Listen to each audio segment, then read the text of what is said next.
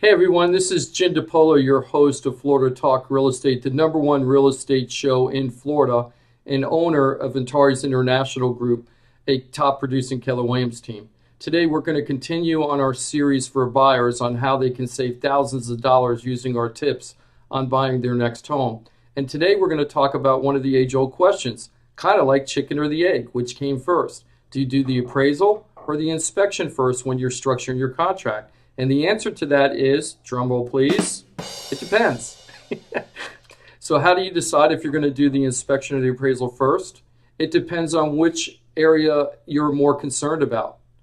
If you're, for example, doing veteran affairs financing, where you need to have your house meet a certain structural standard or you're not going to be able to close even if the house appraises, you're probably going to want to do the inspection first.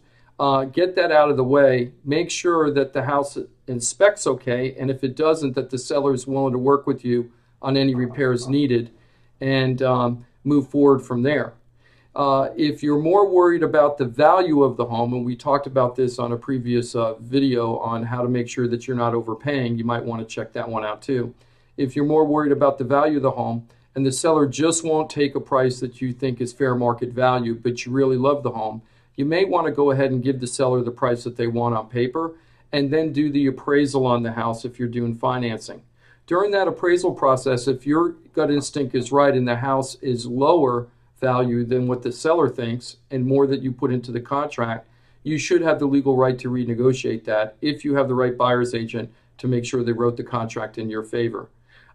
Deciding on whether to do the inspection or appraisal first does not come naturally to most agents or most buyers. Most buyers think that you do the inspection then the appraisal. That is not necessarily true, and if you do it that way, you could lose somewhere between $500 and $1,500 on inspections and appraisals and then find out that you're not going to close on the house. Now, who wants to do that? We want to get you closed, and we want to get you closed in the right way. So take this tip. What comes first, the inspection or the appraisal? What's your answer? It depends. I hope you found this information helpful to you, and happy house hunting.